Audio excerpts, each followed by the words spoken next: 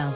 Le journal de 7h sur Europe 1. Christophe Lamar. Bonjour Christophe. Bonjour Dimitri, bonjour à tous. Il a passé la nuit en garde à vue après un passage à l'infirmerie psychiatrique. L'auteur de l'attaque au couteau gare de Lyon a été une nouvelle fois entendu par les enquêteurs. La préméditation ne semble faire aucun doute. Je suis venu en France pour tuer des gens, leur a-t-il déclaré. Son état psychique pose toujours question, mais que va-t-il se passer maintenant sur le plan judiciaire, Guillaume Dominguez ? Eh bien, la procédure judiciaire est relancée. Placé en garde à vue, il va le rester 24 heures au moins, voire au-delà, si le procureur de la République décide de rallonger la durée de sa garde à vue pour les besoins de l'enquête.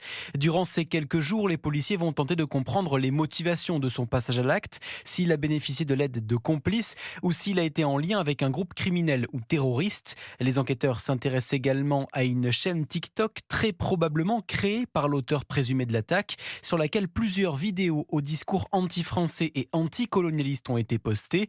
Au sortir de sa garde à vue, l'homme devrait être présenté à un juge d'instruction en vue de sa mise en examen et d'un possible placement en détention provisoire.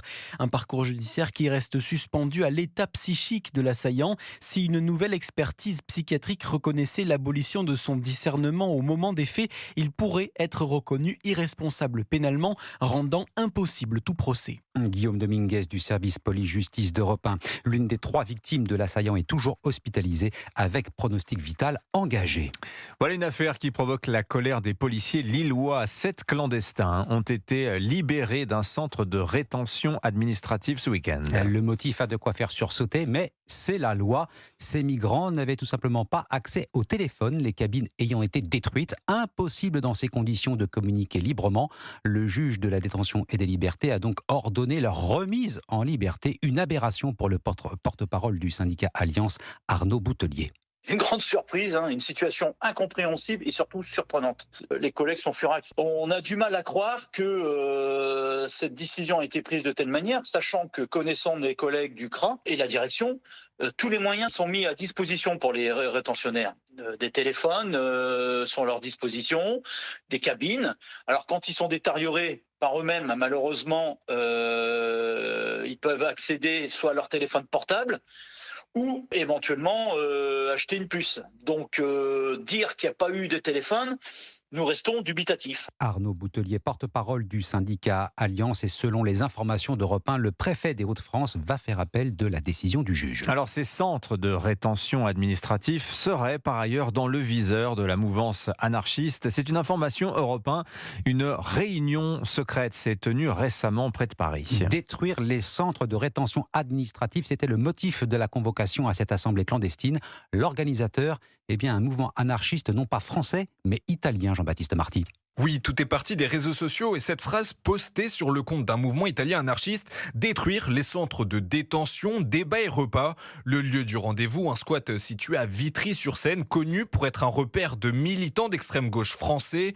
Après investigation, le mouvement NoCPR comprenait en français non au centre de rétention administratif est identifié. Selon les informations d'Europe 1, des dizaines de personnes y participent et tous reçoivent des brochures sur lesquelles on peut lire: les centres se ferment avec le feu. De quoi inquiéter le renseignement, d'autant plus que cette assemblée italienne anarchiste est connue en Italie pour avoir déjà organisé des réunions clandestines similaires dans des villes comme Bologne, Trieste ou encore Nuoro. Autre inquiétude, cette réunion est organisée quelques semaines après une tentative d'attaque sur le centre de rétention administrative de Vincennes. C'était le 31 décembre dernier. Projet d'attaque déjoué qui avait fait 12 interpellations. Alors les participants de la réunion sont en cours d'identification, même si pour le moment aucune poursuite n'est envisagée. Jean-Baptiste Marty du service police-justice d'Europe 1. L'heure du jugement pour François Bayrou dans l'affaire dite des assistants parlementaires. Le maire de Pau et président du MoDem sera fixé sur son sort à 10h ce matin par le tribunal correctionnel de Paris. Il est 7h05 sur Europe 1. Que reste-t-il de la mobilisation du monde agricole ? Europe 1 est retourné voir ce week-end les fers de lance de la fronde. Les agriculteurs du Lot-et-Garonne bien décidés à poursuivre la lutte, vous allez l'entendre. Ils rêvaient d'atteindre Rungis, mais la majorité a dû se résoudre à faire demi-tour. Poursuivre le combat, oui, même si le gouvernement a tenu quelques engagements.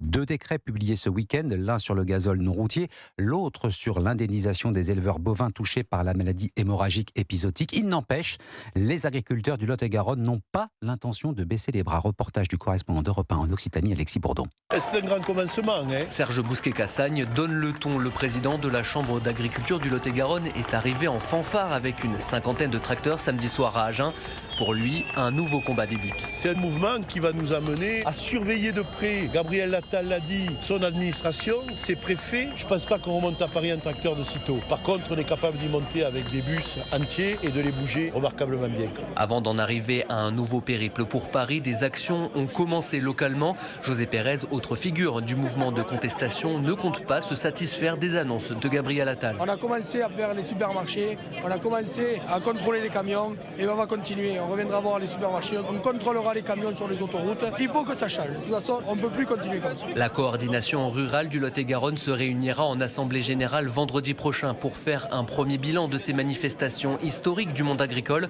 Une chose est sûre pour ces paysans, il y aura un avant et un après mobilisation. Agen, Alexis Bourdon, Europe 1. Et puis les sports, Teddy Riner, roi de Paris, empereur du judo. Le Français a remporté hier soir le tournoi international de Paris pour la 8e fois. Eh oui, 8 titres dans ce que l'on appelle aussi le Grand Slam. Un record et c'est de bon augure à 6 mois des Jeux Olympiques. Axel May.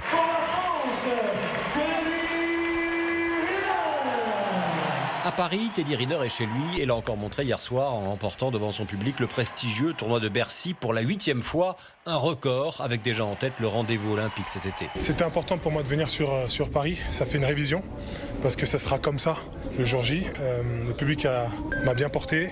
Maintenant, il faut rester les pieds sur terre, faire un état des lieux. Comme je le dis, il reste 6 mois pour bien se préparer, pour bosser vraiment tout, la technique, le physique et bien sûr le judo. À 34 ans, Riner, barbe qui commence à virer au gris, va rentrer cette semaine à Marrakech où il vit une partie de l'année avant de revenir en France. Il devrait ensuite effectuer un nouveau stage au Japon, puis combattre sans doute une dernière fois lors d'un tournoi en Turquie fin mars. La suite du programme de préparation n'est pas encore établie, mais il connaît une date par cœur, le 2 août 2024, jour de la finale des plus de 100 kilos en judo. Axel May.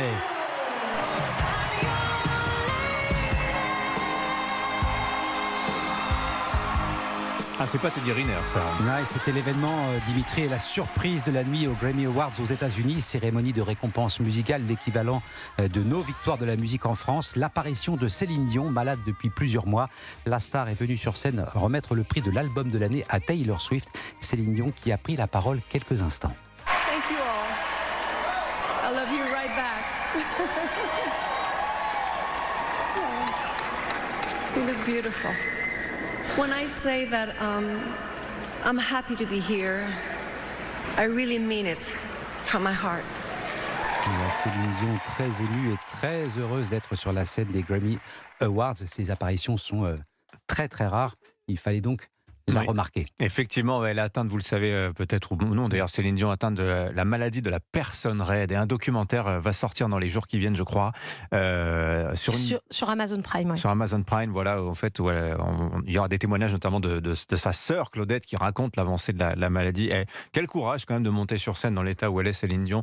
Il fallait le saluer. Merci beaucoup Christophe Lamar, c'était votre journal. Vous vouliez ajouter quelque chose? Non, je voulais dire que Taylor Swift a battu le record avec ce 4e prix de l'album de l'année et elle sera du 9 au 12 mai à Paris. Ça, c'est un événement quand même, pendant 4 soirs pour un show exceptionnel. Il est 7h09 sur Europe 1. Dans un instant, l'édito écho. On va parler finances